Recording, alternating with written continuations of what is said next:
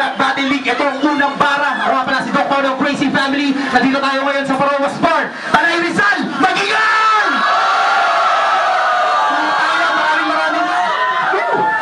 Maraming salamat sa lahat na pumunta dito. Maraming salamat talaga sa suporta nyo, sa lahat ng bumili ng ticket, sa lahat ng mababal ng ticket. Maraming salamat talaga. Putangin na. Style event to, napakalupit. Ito, sa kaliwa ko, Rapid Crazy Family at Panindigan Music Records. Magingay para kay Cheese Fight! Music Records, pumunta pa dito para sa maporto sa akin kasi lahat.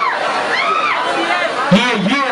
Sa kanan ko, galing Pampanga, Rapid Silent Rapper. Magingay para kay G9! Shoutout sa Dilang Mapakanin, Silent Rappers, Silent Records.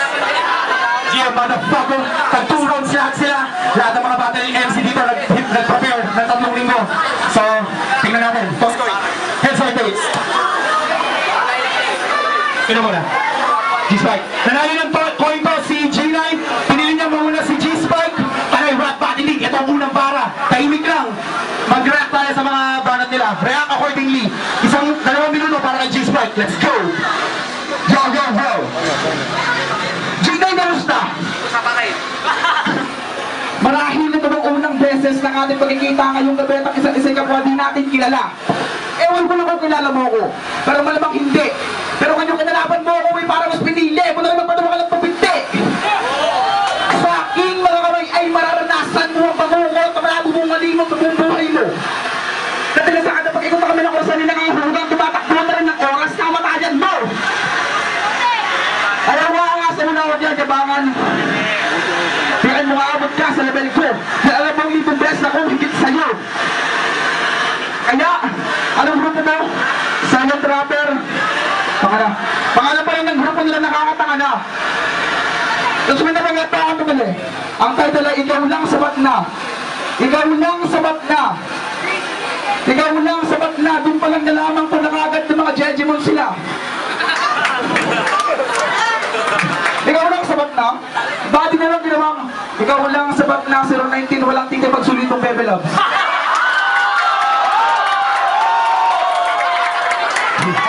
Kaya na, hindi naman sa magbuhat ng sariling bangko. Pero ang usapan ka lang, kaya-kaya ka tang labunin ng buo. Gusto mo akong subukan? Sige tol, gawa tayong kanta. Kapalabso mo hardcore, papalagan kita. Kasi wala ka namang kwenta magsulat. Tanggapin mo na lang kahit napakabigat, kaya opyak na payak, kapag ako iba na lang. Tandaan mo ikaw ang gagawin ko kapakan ng hagdan upang makapanik ako sa baitang. Time, mukha kang tuko. Time, round 2 para kay G9. So time nga, let's go. Yo, kamusta Chinito? Pinagagalak kita na makilala. Nangarapan at makasabayan ka dito sa liga. Isa ka rin palang G kagaya ko, pero di tayo pareho ng estilo tanga. Alam mo yan, alam yun at marami alam din ang iba. Pero walang mo ba, kinabangan ako ng konti nang malaman kong ikaw ang makakalaban ko. Pero napag-isip-isip ko, sino ba naman si G-Spike para katakutan ko? Pares ng mga tayong tao dito sa mundo, kaya di ako dapat mangamba. Sipatin mo man ako gamit ang mga letra mo, di ako matutumba. Bakit? Sino ka ba sa inaakala mo? Isa ka lang naman lechon na papaikot-ikutin ko. Alam mo ba, Eduardo? Alam mo ba, Eduardo? Napansin ko din yung ilong mong borbo. Saan ka ba pinaglibin ng nanay mo at bakit mo kaya ng ganito? Pare, ito, tanong lang, huwag kang magagalit. Pinaglihi ka ba ng nanay mo sa bubot na lang kang nakasabit? Yan, time and right. Ikaw yung batang mataba at malupit sumulat. Magaling magpaapoy pag nasa gitna ng gubat. Ano ka ba naman? Puro sinab na lang. Kaya yung mata mo singkit na at tutak mo wala ng laman. Hindi ka siguro pwede na walang pagkain. Sa taba mong yan ang kasya dyan 1 kilong sinaing. Hindi na ako magtataka sa sinasabi nila mabigat ang kalaban ko. Masisira lang ang timbangan sa'yo sa bigat ng kilo mo. Lagi ka nalang busog, baboy ka. Unang round pa lang to, pero kakatayin na kita. Para mas langin ka, G, ako ang nakatoka. Unang laban natin, pero double dead ka sa akin. Vodka! Hindi ako nagyayabang tanga. Alam kong payat ako. Pero sabi nga nila, karayom lang daw ang magpapaputok sa malaking lobo. Time! Yo! Matanong ko lang, pag nga ba pet mo, Siguro ikaw ay nawawalang kapatid sa labas ni Aklas. Kasi sobrang payat niya, diba pinanggalan ng konti para na magkakalas-kalas. Pero seryoso, pag nga daw ba ako lumaban sa'yo, eh alam ko naman daw na wala akong mapapala. Kasi dahil lang sa sagot ko, para maipakita ako sa madla kung paano ko durugin at lamunin at ang walang kwentang makata. Pero makata ka nga ba talaga? Kaya alam ko na isa ka lang din naman sa mga nakiuso. Ako, 2,000 siyang sumusulat na ako at alam ni Parin Doc pa kung paano ako namula sa kultura at natubo. Kaya, kung aangasan mo ako, kaya kung umangat mag-isa na walang ibang tao na inaasahan. Kaya obyak na payat, mag-ako iba na lang. Tandaan mo ikaw ang gagawin mo kapakan na hagdan upang makapanik ako sa maitang. Time, mukha kang tuko. Time! Yeah. Round 2 para kay G9. Yeah. Hoy baboy! SPG Spike! Talagang pinagandaan mo ang laban natin dalawa. Kung inaakala mong mapapataw mo ako, nagkakamali ka. Hindi sa pagyayabang. Gamit ang daliri ko, kaya kitang maliitin. Medyo mataba ka nga, ngunit di mo naman ako kayang abutin. Alam ko malalim ang mga para mo, pero wala akong pake. Gamitan mo man ako ng sinaunang lingwahe, hindi mo ako mapapatabi. Papaslangin na kita sa sarili mong lugar at papatagasin ko ang dugo mo sa buong Rizal. Hindi na ako magbibiro at seseryosohin na kita. Pagkakasyakin kita sa kawali ko at aking igigisa para maipakita ko sa madla kung paano kita lutuin. Mga letra ko huwag gagamitin sa'yo para kaluin. Hindi na kita palalambutin. Alam kong kaya na kitang nguyain. At sa pagkakataong ito, hindi na kita palalagpasin. Pare, pasensya na. Ngunit kailangan ko unang maging masama. Kailangan kitang ilagay sa mali kahit alam kong hindi tama. Alam ko naman na inaasam mo na manalo sa laban na to. Pero kailangan kitang paslangin sa ayaw at sa gusto mo. Despite hindi ako nagdadrama, sinasabi ko lang. Gustuin mo man manalo ngayong gabi, pasensyahan na lang. Mabangis ang pamilya ko. Matakot ka na sa takimik. Mapanganib na dila at kayang pumasok sa iyong panaginip. Totoo yan, tanga, hindi sa tinatakot kita. Kaya kitang patayin na may piring ng aking mga mata. Oo, nandito ako ngayon sa baluarte mo.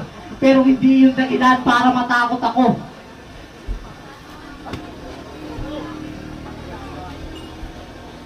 Ikaw ba talaga yung pinagmamalaki nila?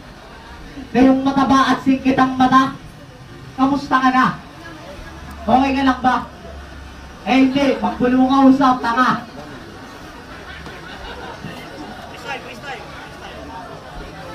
Yo, ang pogi yung pala sa personal. Ngayon ko lang nalaman. Ikaw ba yung nandun sa Petro na nagtitinda ng gulaman? Tayo, baboy! So yeah, si G-Spike na for round 3. Go. Yo! Tinira... Oh, tayo ka naman dito. Oh, tinira mo yung siyang kung mataba.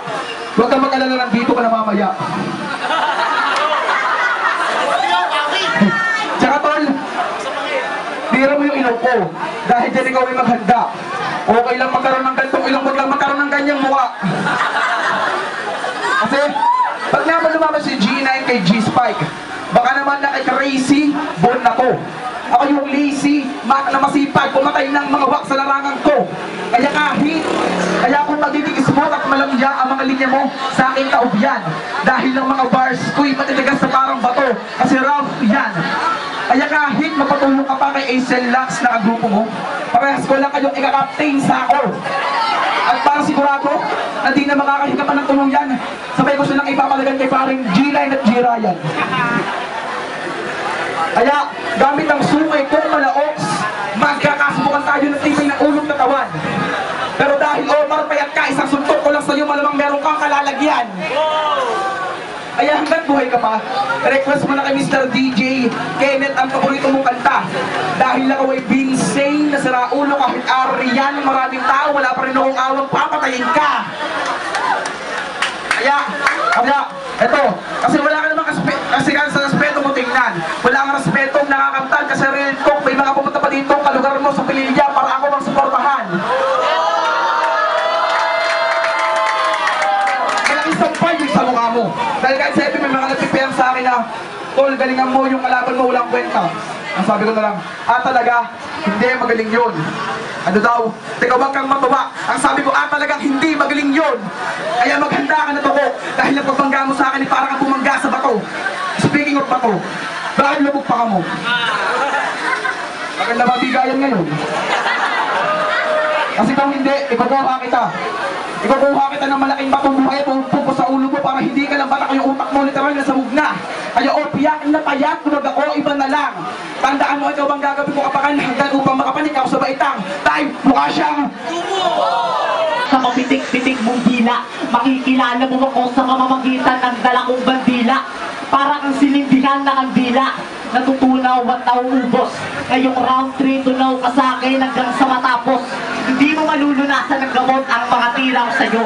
Parang dinamuan ng sakit na hindi mo naman ginusto. Pinag-isipan kong mabuti bago ako sumabak sa laban. Naging maingat ako sa bawat galaw upang di masugatan. Kaya naman, mas pinatibay ko pa ang loob ko sa ganitong gera. Natutuwa akong lumaban ng patas at makipagpalisan ng letra. Ito ay isa sa mga mission ko sa buhay.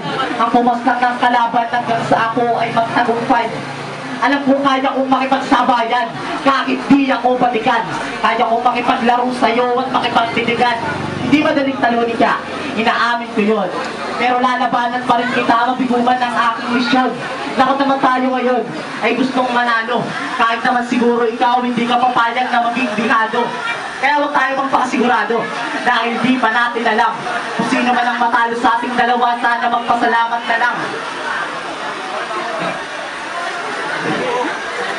Yo, ang pangit mo talaga kahit saan ka patingnan. Mukha kang tae pare, kahit mukha kang aswang. Yo, ayun ang kumeta pare. Bakit ka mukha mo? Ako ba yung sinasabi mo nagbabato ay mukha kang ang asong mataba? Nakakahiya ka pare.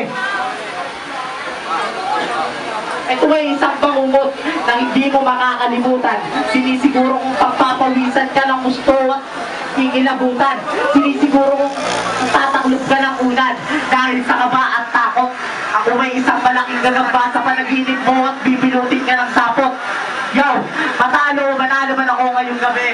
Isa lang ang gusto kong matanggap. Yun po ay walang iba kundi ang respeto ninyong lahat. Time! Okay? Ang boto, G-Spike versus G9. Ang boto, forward para kay G-Spike. Para ka naman, Maraming salamat, Rap Family.